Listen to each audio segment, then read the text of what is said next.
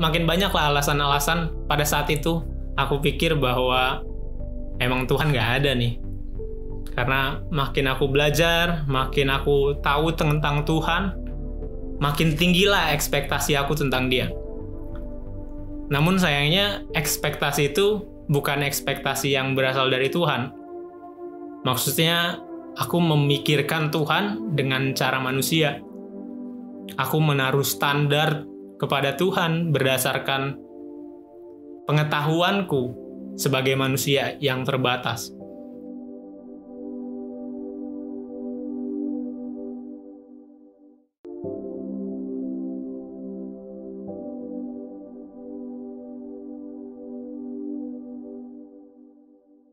Halo guys, gue Isakoro dan ini cerita gue. Oke, nama saya Isakoro dan sekarang melayani secara full time di gereja All Saints Anglican Church, gereja untuk ekspatriat di Menteng, dan juga melayani di Muda. Dan background saya dulu saya belajar teologi dari SMA di Sekolah Menengah Teologi Kristen dan kuliah teologi. Jadi kalau mungkin teman-teman dengar cerita ini di awal bakal mikir bahwa oh ini orang kudus banget nih. Ini orang hidupnya bener banget, nggak pernah jatuh dalam dosa, nggak susah-susah amat hidup di dalam Tuhannya dan lain sebagainya. Dan keluarga, saya hidup di keluarga sekarang besar di dalam keluarga yang tanpa ayah hitungannya dulu, karena papa saya meninggal saat saya masih umur 3-4 tahun. Tapi saat kelas 4 SD saya dipercayakan Tuhan untuk hidup bersama ayah tiri saya yang membesarkan saya, yang mengajarkan saya banyak hal. Dan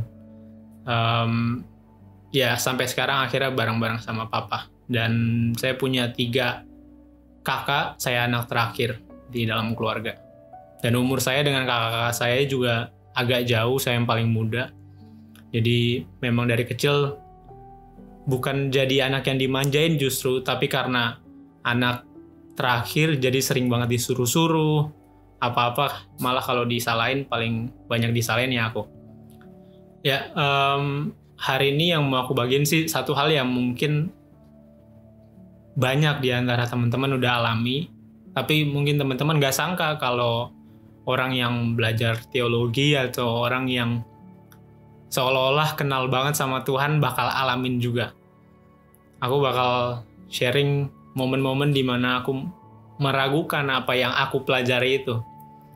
Momen-momen di mana aku meragukan Tuhan, meragukan Dia yang menciptakan segala sesuatu, meragukan Dia yang memberikan keselamatan buat kita, meragukan Dia yang mencintai kita seutuhnya dan tanpa ada alasan dan lain sebagainya.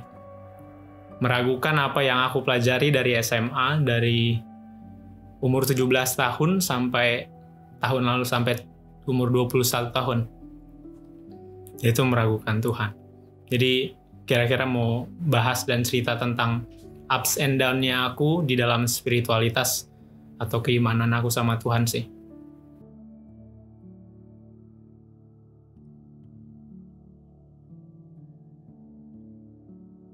Yang bikin aku ngerasa ragu sama keberadaan Tuhan adalah karena di dalam proses belajarnya aku sebagai mahasiswa teologi, sama proses melayani, proses hidup sebagai orang Kristen, seringkali aku temuin bahwa loh Tuhan, kok ada orang yang lebih hancur daripada aku, orang yang istilahnya hidupnya tuh lebih berantakan, mereka nggak percaya sama Tuhan, mereka hidupnya cuman nyenengin diri sendiri. Mereka hidup berdasarkan nafsu mereka, berdasarkan dagingnya mereka. Tapi mereka lebih beruntung daripada aku. Mereka punya hidup yang lebih layak lah daripada aku. Mereka nggak perlu bersusah-susah mikirin finansial, mereka nggak perlu bersusah-susah mikirin masa depan, semuanya kok kayak enak-enak aja buat mereka. Terus di dalam pelayanan juga aku temuin bahwa banyak banget orang-orang yang besar, orang-orang yang dikenal, orang-orang yang dipandang di dalam kekristenan, tapi kok hidupnya kayak setahu aku, sepenglihatannya aku nggak sesuai sama firman Tuhan. Mereka kok hidupnya kayak, bahkan pelayanan hanya jadi mata pencaharian mereka. Kenapa Tuhan? Sedangkan aku yang memegang teguh kebaikan, memegang teguh Alkitab, memegang teguh ajaran-ajaran Tuhan, hidup harus gini, hidup harus gitu, dan lain sebagainya. Gini-gini aja, nggak ada perubahan, nggak ada improvement, nggak ada perkembangan sama sekali. Singkat cerita, dan makin banyak lah alasan-alasan pada saat itu, aku pikir bahwa emang Tuhan nggak ada nih. Karena makin aku belajar, makin aku tahu tentang Tuhan, makin tinggilah ekspektasi aku tentang Dia. Namun sayangnya ekspektasi itu bukan ekspektasi yang berasal dari Tuhan. Maksudnya aku memikirkan Tuhan dengan cara manusia. Aku menaruh standar kepada Tuhan berdasarkan pengetahuanku sebagai manusia yang terbatas. Aku pikir, oh Tuhan kalau emang ada, harusnya dia kayak gini. Kalau emang Tuhan ada, harusnya nggak ada orang miskin. Kalau emang Tuhan ada, harusnya hidupku lebih enak. Kalau emang Tuhan ada, orang-orang yang menggunakan nama Tuhan untuk kepentingannya sendiri itu nggak bakalan terkenal, nggak bakalan berhasil. Dan lain sebagainya. Banyak sekali alasan buat aku bilang, Tuhan itu nggak ada. Jadi kalau ditanya apa yang menjadi atau menunjukkan keraguanku sama Tuhan adalah karena banyak hal yang terjadi, banyak hal yang aku lihat di dalam kehidupan, dalam pelayanan, di dalam sekolahku juga, seolah-olah kok semuanya nggak berjalan seperti yang dikatakan di dalam Alkitab.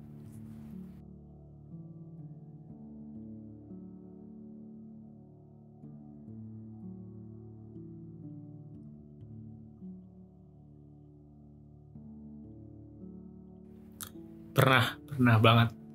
Karena keraguanku ini, pertanyaanku tentang Tuhan ini bukan hal yang cuman sekali ada aja. Bukan hal yang sekali terus hilang dan hidupku baik-baik aja.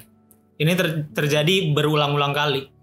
Sejak waktu masih di sekolah teologi, semester 4 kalau nggak salah, setelah mempelajari banyak materi tentang Tuhan, mempelajari filsafat, mempelajari etika, dan lain sebagainya, aku ngerasa kok semua ini, kehidupan ini nampaknya bisa berjalan tanpa pemikiran tentang Tuhan.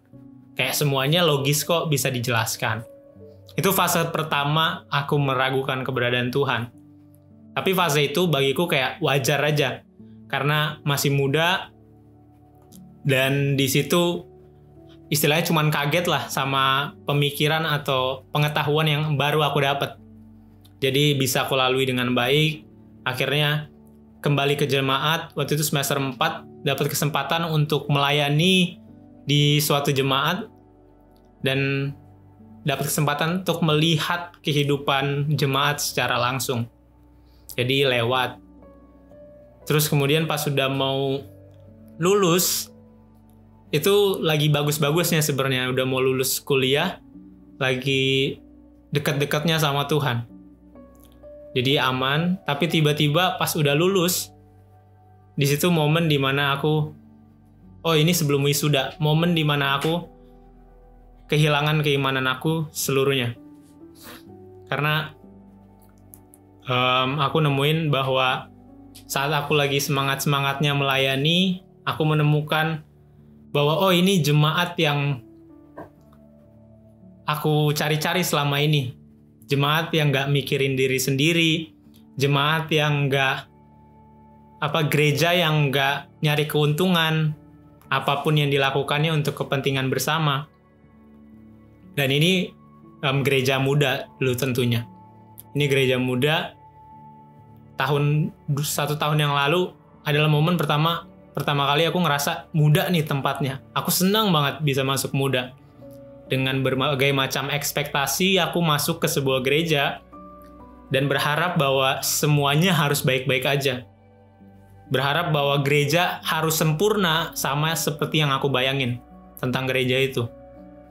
Namun nyatanya nggak ada gereja yang sempurna. Nggak ada gereja yang nggak punya kesalahan atau nggak punya kekurangan. Dan momen itu saat aku temuin kok gerejanya kayak gini ya, nggak seperti yang aku harapkan. Akhirnya di situ adalah momen aku kecewa, akhirnya memutuskan untuk meninggalkan gereja sepenuhnya. Walaupun aku pikir sih kayak gue nggak mungkin nih pindah haluan dalam artian ganti profesi, karena gue SMA udah teologi, pas masuk kuliah juga teologi. Nggak mungkin gue tiba-tiba jadi pengacara atau jadi dokter, kan nggak masuk akal. SMA aja nggak belajar matematika dengan benar karena yang belajarnya Alkitab, sejarah gereja dan sebagainya. Jadi di pikiran gue saat itu adalah gue tahu caranya. Gue pelarian aja dengan menjadikan pendeta atau pelayanan di gereja sebagai mata pencaharian, sebagai profesi gue. Memutuskan untuk beralih ke gereja yang istilahnya pendetanya digaji.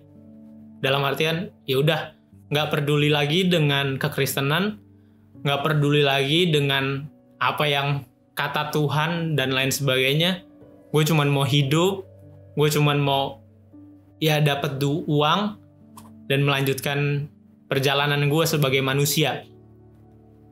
Itu gue lakuin tanpa kepikiran bakalan ditangkap Tuhan lagi. Jadi gitu sih kira-kira.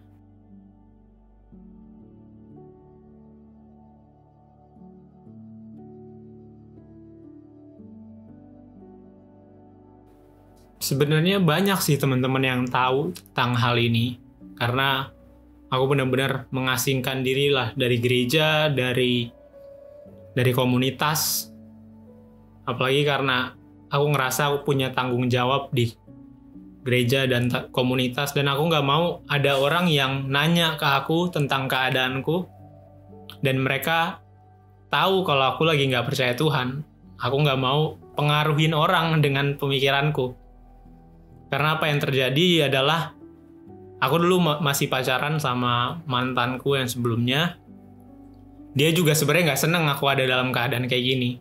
Dia nggak terima lah punya pacar yang nggak percaya Tuhan, nggak ke gereja, yang ya istilahnya kalau ngobrol sama dia tentang Alkitab sekalipun mungkin isinya kritikan, cuman ngasih argumen dan lain sebagainya. Dan bahkan setiap kali aku ngobrol sama dia, dari dia yang males, yang nggak suka aku kayak gitu, karena aku ngomong terus, lama-lama dia jadi kayak iya juga ya. Jadi karena alasan itu aku mengasingkan diri dari teman-teman di gereja, di komunitas, supaya kalaupun nanti mereka harus meragu dan gak percaya sama Tuhan, itu bukan karena aku nggak mau pengaruhin mereka. Karena emang bener, ada satu kali aku kecolongan. Ada teman-teman yang datang cerita pengen nanya kabar, terus nanya kabarku. Pas aku cerita, aku jelasin. Yang ada setelah beberapa minggu kemudian mereka cuman ngechat, iya juga ya men yang lu bilang. Dan mereka mulai males ke gereja, mulai males ke komunitas, hanya karena apa yang aku bilang. Makanya karena itu sebenarnya kalau ditanya ada orang yang tahu, banyak. Cuman aku berusaha untuk nggak kasih tahu ke banyak orang tentang itu, karena aku nggak mau memberikan beban ke mereka saat itu. Walaupun aku percaya sih pasti ada orang-orang yang berdoa untuk aku. Orang-orang yang secara diam-diam menyebutkan namaku dalam doa mereka karena mereka tahu aku butuh doa mereka.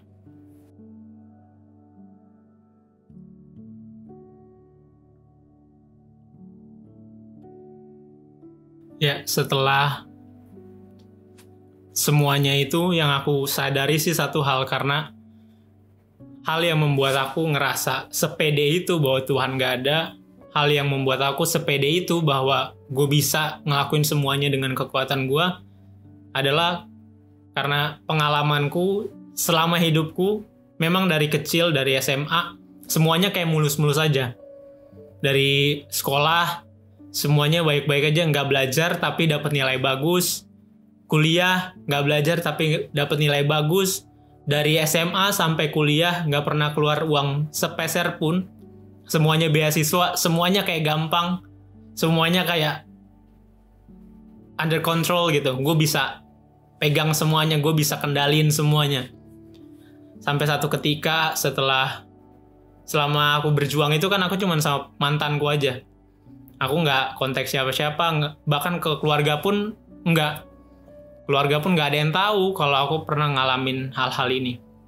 Pengaduanku cuma mantan, sama mungkin teman-teman, tapi teman-teman yang juga skeptisnya tingkat tinggi. Teman-teman yang bisa kasih alasan ke aku bahwa emang bener Tuhan nggak ada. Teman-teman yang bisa dukung aku dan segala keraguanku sama Tuhan. Jadi satu hal yang membuat aku sadar adalah momen di mana aku di kampus dari awal sampai akhir IP atau nilainya selalu cum laude. Selalu. Tapi entah gimana Tuhan yang buka jalannya, dia yang pakai jalan ini untuk ngingetin aku. Dari awal udah bagus di kuliah, berprestasi, dipandang, dilihat orang, semuanya kayak terkendali. Tiba-tiba di akhir ada berita kalau aku gak bisa lulus. Kalau aku gak bisa lulus dari kampus karena kasus plagiarisme. Karena ada orang yang nyontek makalah aku, ada orang yang copy makalah aku, dan karena dia kopinya sama persis, jadi dua-duanya kena. Dan itu memang kampusku cukup strict dalam hal ini, karena sekali udah ketahuan, udah langsung dikeluarin, atau enggak digagalin. Dan kalau digagalin, istilahnya tuh, udahlah. Yang aku pikir, aku udah susun rencana tahun depan setelah lulus mau ngapain aja, tiba-tiba sirna hanya karena aku nggak lulus.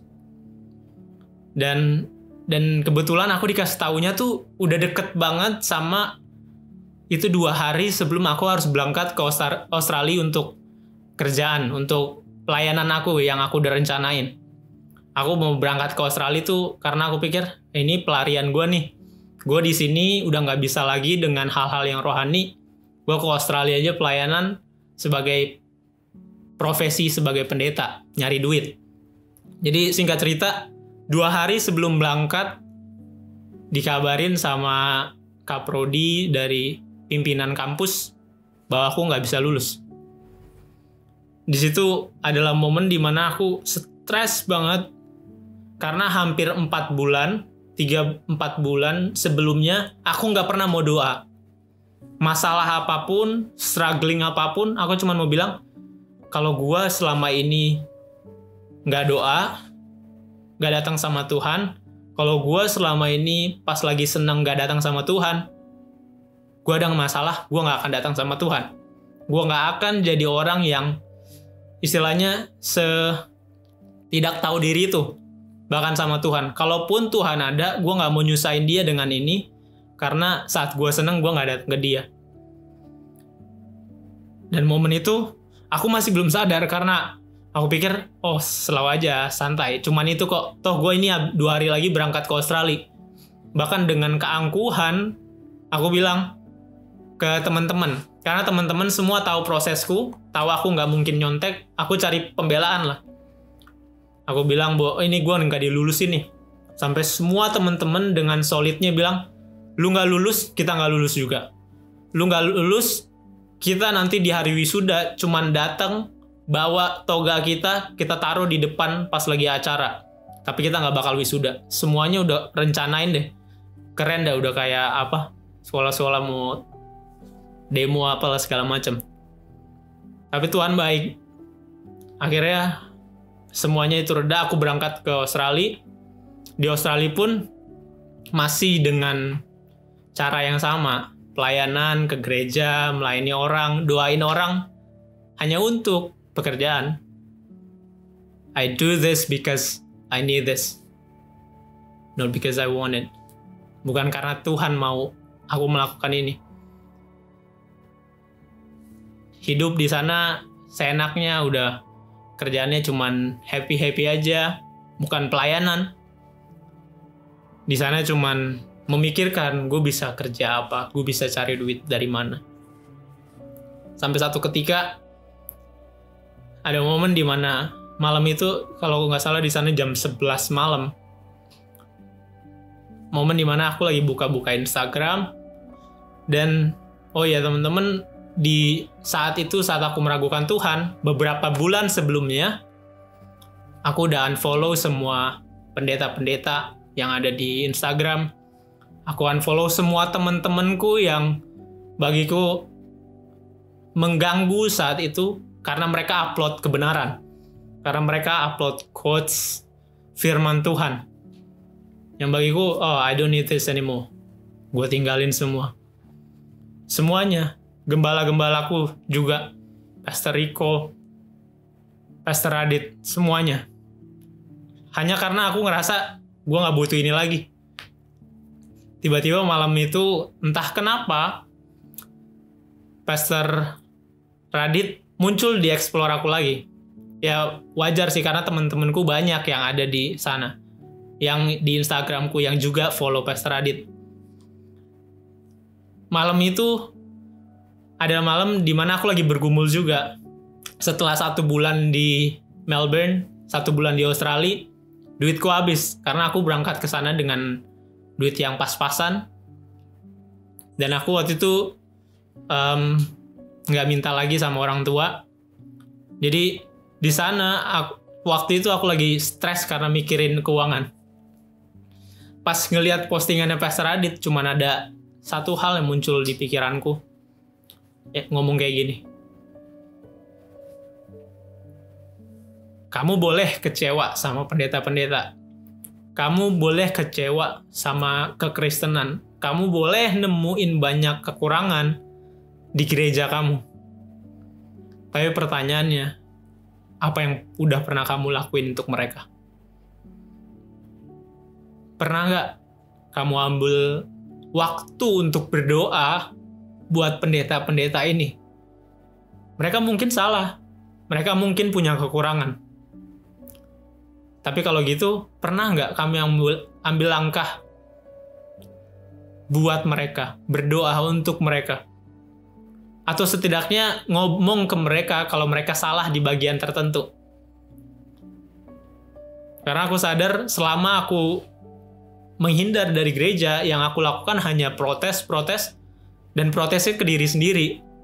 Bahkan gembala-gembalaku nggak ada yang tahu aku bermasalah dengan mereka. Semuanya aku keep dengan diri sendiri. Dan aku tahu ini pekerjaan iblis. Dan malam itu aku kayak, akhirnya aku ambil waktu untuk berdoa. Sekitar 3 jam aku berdoa cuma untuk pendeta-pendeta itu.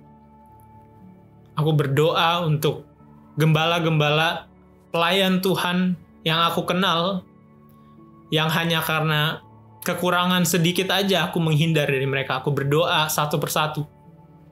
Aku gak berdoa sama sekali untuk diri aku saat itu. Aku cuma berdoa buat mereka, untuk apa yang mereka lakukan. Terus-terusan sampai jam 2 pagi di sana.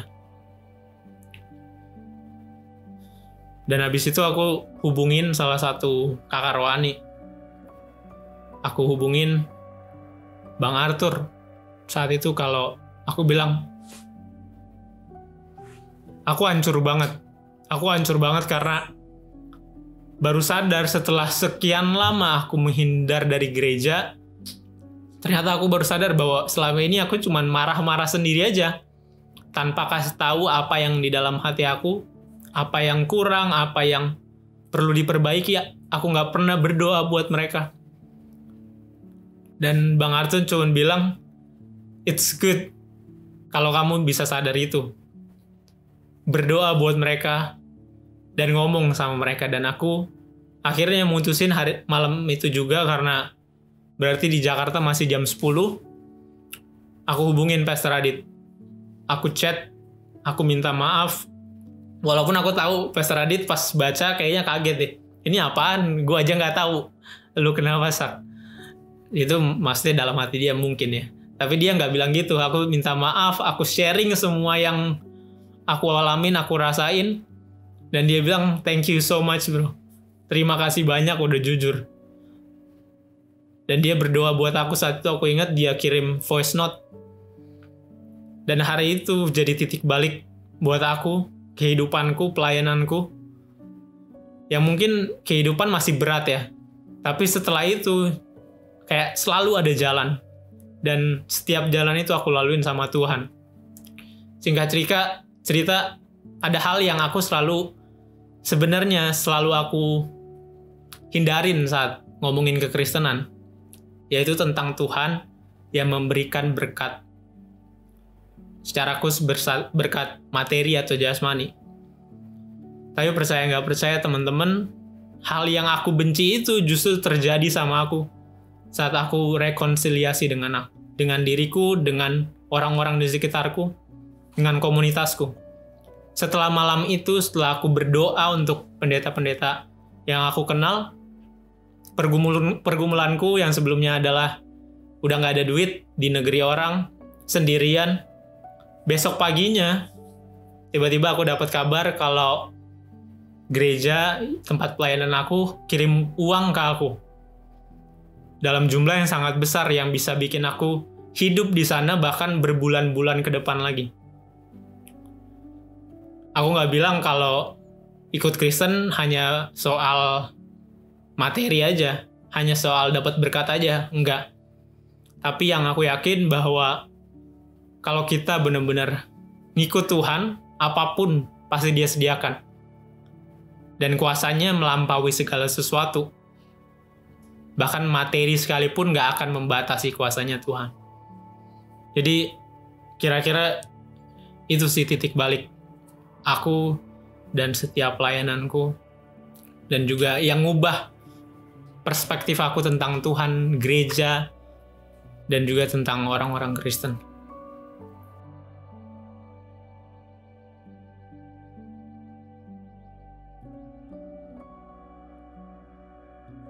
Sekarang aku sadar bahwa di setiap naik dan turunnya hidupku, itu sama sekali nggak ada hubungannya sama ada atau nggak adanya Tuhan. Mau hidupku sebaik apapun, itu nggak bisa jadi alasan buat aku bilang Tuhan ada. Mau hidupku sejelek apapun atau seburuk apapun, itu juga nggak bisa jadi alasan aku bilang bahwa Tuhan nggak ada. Faktanya adalah kalau aku masih ada, itu membuktikan kalau Dia selalu ada.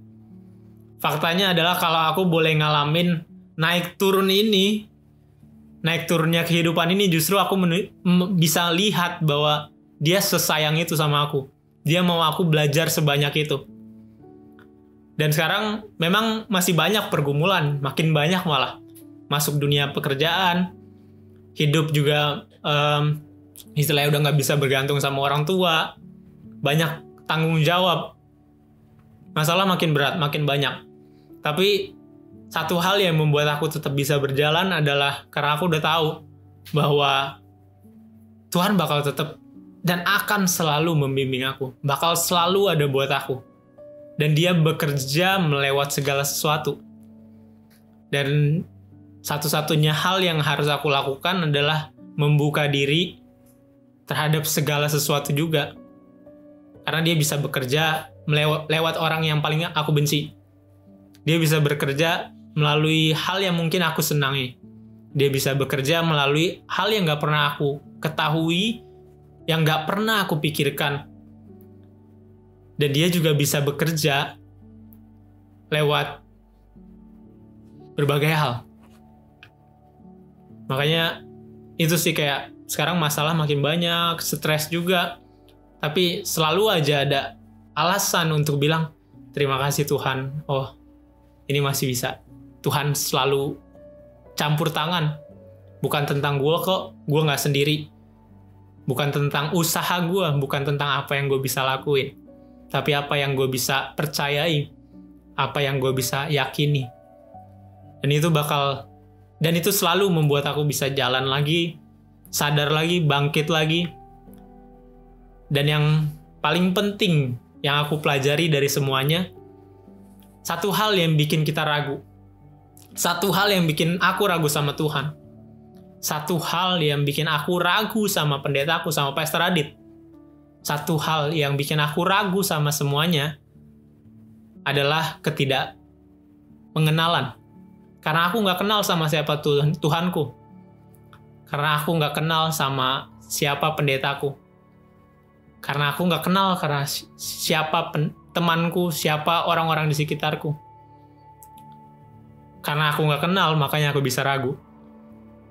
Dan sekarang aku kenal Tuhan lebih lagi, dia bukan cuma ide, dia bukan cuma konsep, tapi dia adalah sosok yang hadir selalu, yang bukan dideskripsikan berdasarkan hal-hal yang baik aja, tapi justru di dalam hal yang terburuk sekalipun, kita bisa temuin dia di sana. Karena hal-hal tersebut bisa terjadi dan diizinkan terjadi buat diri kita juga. Aku lebih kenal siapa pendetaku. Dan saat udah kenal, yang paling penting juga yang aku sadari aku butuhkan adalah keterbukaan. Supaya memaintain kepercayaan. Aku terbuka sama Tuhan, menunjukkan bahwa aku percaya sama Tuhan. Aku terbuka, I confess all the sins that I did kepada Tuhan, nunjukin kalau Tuhan, gue percaya sama lu dan gue nyesel ngelakuin banyak hal ini. Aku terbuka sama pendeta, aku menunjukkan bahwa I trust you juga. Aku memandangmu sebagai gembalaku untuk menuntun aku, memimpin aku. Dan sejauh ini semuanya berjalan dengan baik sih. Berjalan dengan baik bukan berarti mulus. Tapi mau jatuh kek, mau ada masalah kek, akan ada kesempatan dan pasti bisa bangun lagi.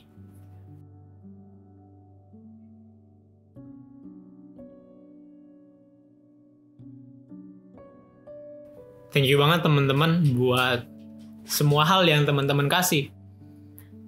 Mau yang buruk, mau yang baik, semuanya aku berterima kasih karena what I believe, apapun itu, segala sesuatu yang diizinkan ada dalam kehidupanku, advice, kata-kata, dukungan, semuanya membawa aku ke posisi aku sekarang. Membuat aku menjadi orang yang sekarang, yang teman-teman kenal sekarang. Kalau aku dulu nggak digembleng dengan hal-hal yang buruk, mungkin aku nggak jadi sekuat sekarang. Dan kalau aku nggak dikasih advice seperti yang teman-teman kasih dulu, mungkin aku juga nggak jadi orang yang sekarang. Jadi thank you banget buat semua perhatian yang mungkin saat itu teman-teman lakuin tanpa sadar ya, kayak ya udah spontan aja. Tapi hal itu benar-benar meaningful banget dalam kehidupan aku, yang membuat aku bisa jadi kayak sekarang.